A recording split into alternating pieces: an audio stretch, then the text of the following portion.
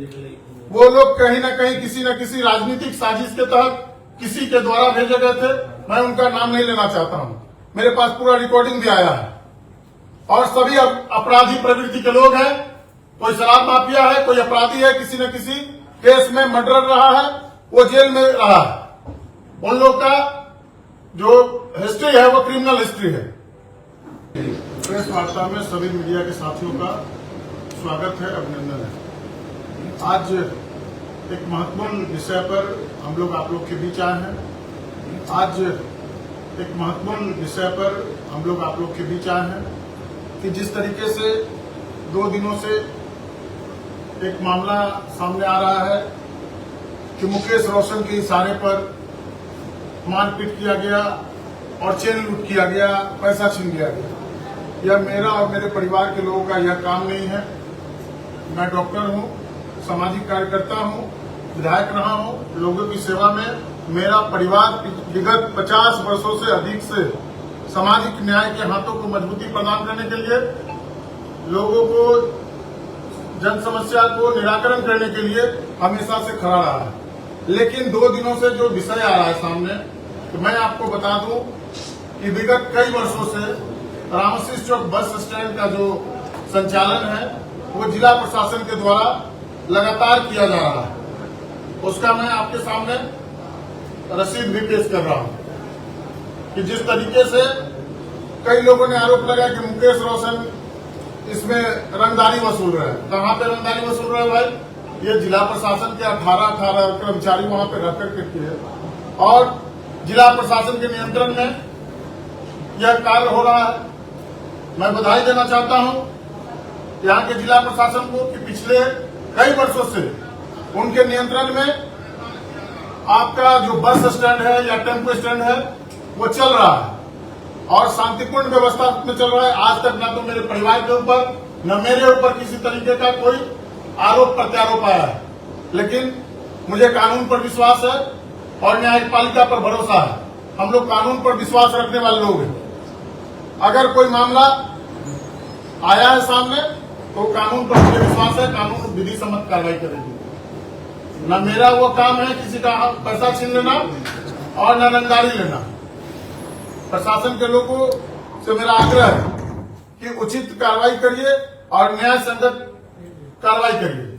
जो लोग उस घटना में शामिल थे, जो लोग वहां गए थे, वो लोग कहीं ना कहीं किसी न किसी राजनीतिक साजिश के तहत किसी के द्वारा भेजे गए थे। मैं उनका नाम नहीं लेना चाहता हूं। मेरे पास पूरा रिकॉर्डिंग भी आया है और सभी अपराधी प्रवृत्ति के लोग हैं। कोई शराब माफिया है, कोई अपराधी है, किसी न किसी केस में मर्डर रहा है, वो जेल में रहा है। उन लोग का जो हिस्ट्री है वो क्रिमिनल हिस्ट्री है।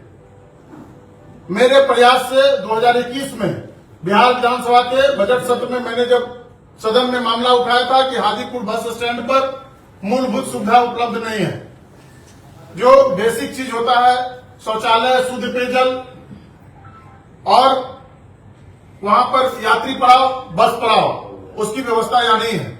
2022 में माननीय उच्च न्यायालय के CWG जैसी संख्या 8137/2020 में निर्देश दिया गया था कि हाजीपुर के सदर थाना, हाजीपुर रामशीष चौक पर जो मार्केट बना हुआ था नगर पालिका के द्वारा और बस स्टैंड को यहां से तोड़ करके हटाया गया। चूंकि NHAI के द्वारा यह रिट फाइल किया गया था। उसमें हुआ था कि भाई रामशीष चौक बस स्टैंड को यहां से उठा करके और सर्किट हाउस के दक्षिण जो है उसको शिफ्ट करना था। लेकिन आज तक वो शिफ्ट नहीं हुआ। माननीय न्यायालय का जो आदेश था उसके अनुसार सभी बिल्डिंग को तोड़ दिया गया। उसके बाद आज तक परिवहन का जो संचालन हो रहा है वो जिला प्रशासन के देखरेख में हो रहा है। मुझे इस पे कोई टीका टिप्पणी नहीं करना है। जिला प्रशासन के सहयोग से और हाजीपुर के माननीय विधायक अवधेश जी के भी प्रयास से कई बार लोगों ने जमीन खरीदने का जो प्रस्ताव आया नगर परिषद के द्वारा, जो जिला प्रशासन के द्वारा, उसके तहत सिंधुवाड़ी के चपटा में बस स्टैंड का निर्माण कराया जाना है। उसके लिए तत्कालीन उप मुख्यमंत्री 2021 में मेरे प्रश्न जो उठाए गए थे बिहार विधानसभा के अंदर, उसके बाद 5,15,12,000 रुपए का आवंटन हुआ था जिससे सरकार जमीन खरीद कर करके और बस स्टैंड का निर्माण कराना है। तो अभी तक वो नहीं हुआ है। मेरा जिला प्रशासन से आग्रह है कि आपका जो वसूली चल रहा है वैसे ही अपना प्रशासन के लोगों के द्वारा कराया जाए, क्योंकि अभी आर्थिक बोझ यात्रियों के ऊपर होगा, परिवहन जो मालिक है, जो गाड़ी के मालिक है, उनके ऊपर आर्थिक बोझ होगा। अभी प्रशासन के द्वारा प्रतिदिन 8,000 से 9,000 रुपया प्रतिदिन वसूली किया जाता है। उस हिसाब से महीने का 2.5 से 3 लाख रुपया वसूली होता है, और उसका मैंने आपके सामने रसीद रखा है, इसको पता करवा सकते हैं आप लोग। और अभी जो रेट दिया गया है, बेसिक रेट है 14 लाख रुपया सिक्योरिटी डिपॉजिट, 70 लाख रुपया से बोली स्टार्ट होगा और 8% उसके ऊपर टैक्स है। तो लगभग करोड़ रुपया से शुरू होगा। वो 1 करोड़ जाएगा, 2 करोड़ जाएगा या 3 करोड़ जाएगा, ये हमको नहीं पता। लेकिन जिस तरीके से आर्थिक बोझ आम लोगों के ऊपर, जब गाड़ी वालों के ऊपर पड़ेगा तो वो यात्रियों के ऊपर भी पड़ेगा। तो सरकार नीति निर्धारण करे, पहले रेट फिक्स करे कि भाई किसका क्या रेट होगा। अब बताइए कि रेट फिक्स नहीं है इसमें, जब आपको 3 लाख रुपया में आप कह रहे हैं कि हमारे स्टाफ को पेमेंट नहीं हो पा रहा है, तो आखिर 15 लाख और 20 लाख रुपया महीने का कहां से कौन दे देगा। हम लोग एक वाहन स्वामी होने के नाते भी, चूंकि हम लोग का भी 50 वर्षों से अधिक से, मेरे पिताजी के समय से गाड़ी घोड़ा चलता है, बस चलता है, और मेरे परिवार के भी कई सदस्य हैं, उनका बस चलता है। लेकिन मेरे परिवार के ऊपर आज तक किसी तरीके का कोई आरोप प्रत्यारोप नहीं लगा है, और आरोप प्रत्यारोप लगा देने से कोई दोषी नहीं होता है। मुझे कानून पर विश्वास है, कानून अपना काम करेगी और मुझे न्याय मिलेगा। और रही बात स्टैंड के टेंडर की, तो वो तो ओपन है, कोई भी जाता है, कोई भी डाल सकता है। लेकिन अगर जो रेट डाला गया है तो कहीं ना कहीं आर्थिक बोझ आम आदमी के ऊपर पड़ने वाला है।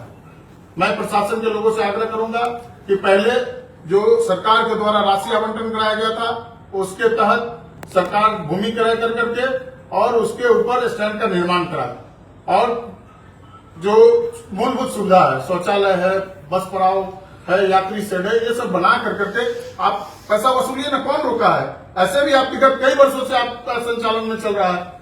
हम लोग तो कभी किसी चीज में इंटरफेयर नहीं किए हैं और नहीं कभी करते हैं।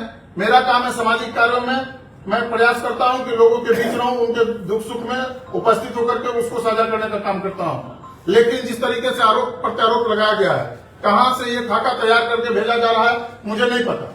लेकिन जिस तरीके से आप लोगों को भी पता है कि वर्ष 1993 में 6 मार्च 1993 को मेरे पिताजी का राजनीतिक साजिश के तहत हत्या कराया गया था, उसी तरीके से मेरे एवं मेरे परिवार के ऊपर कुछ लोग राजनीतिक साजिश के तहत हत्या कराने का साजिश रच रहे हैं। इसके लिए मैं बिहार के माननीय मुख्यमंत्री और पुलिस के जो मुखिया है, डीजीपी साहब से भी मिलकर करके, और मैं लिखित रूप से शिकायत करने का काम करूंगा। जिस तरीके से उन लोगों ने आरोप लगाया कि टेंडर ले जाने के क्रम में, टेंडर भरने के क्रम में जो है आपके द्वारा भेजे गए आदमियों ने उनका रास्ते में। अब एक बात बताइए, जो लोग शराब माफिया हैं, जो लोग अपराधी हैं, वो लोग टेंडर भरने गए थे या मारपीट करने गए थे। मेरे पिताजी का हत्या हुआ 1993 में, और उस दिन चिल्ला चिल्ला करके वो लोग कह रहे थे कि इस घटना का जो है वो दोहरा देंगे, 93 वाला घटना दोहरा देंगे। जिस तरीके से रामदेवन राय का हत्या हुआ था, उसी तरीके से मुकेश रोशन का, उसके परिवार के लोगों का हत्या करवा देंगे। आखिर कौन लोग का श्रेय मिल रहा है, किसका संरक्षण प्राप्त है इनको। जी सर, बोलने वाले कौन से लोग थे? जो लोग थे, जो केस किए होंगे वही लोग होंगे ना। सब लोग को पता है कि मेरे पिता का हत्या हुआ था दिन दहाड़े स्टेशन चौक पे। कौन लोग शामिल थे, नहीं शामिल थे, सब लोग को पता है। और आज फिर से इस तरीके का, मैं चूंकि राजनीतिक जीवन में हमेशा मुखर होकर करके, और सरकार की जो गलत नीतियां रहती है उसको लेकर मैं हमेशा मुखर रहता हूं, तो लोगों को परेशानी होता है। लेकिन मैं डरने वाला हूं और न झुकने वाला हूं। राजनीतिक साजिश के तहत ये सब कांड करवाने के लिए कुछ लोग लगे हुए हैं, और कहां कहां से ड्राफ्ट होकर के आ रहा है। मेरे पास भी रिकॉर्डिंग है, और मेरे पास भी जल्द उसका खुलासा मैं करूंगा कि कहां से क्या क्या ड्राफ्ट होकर के भेजा जा रहा है। कितने सालों के बाद ये निविदा की प्रक्रिया हुई है इसका? देखिए, ये तो कई वर्षों का मामला है, हम तो यहाँ रहते भी नहीं है। पिछले 25-26 वर्षों से मैं पटना में रहता हूँ। मेरा बाल बच्चा पटना में पढ़ाई करता है, मैं खुद डॉक्टरी का पढ़ाई किया और वहां से लेकर के अभी तक मैं पटना में ही रहता हूँ। लेकिन मेरे परिवार के सदस्य हाजीपुर में रहते हैं, सब लोग का अपना अपना कार्य है। आज तक कभी किसी तरीके का कोई केस मुकदमा नहीं रहा है हम लोग के परिवार के ऊपर, न मेरे ऊपर इस तरीके का।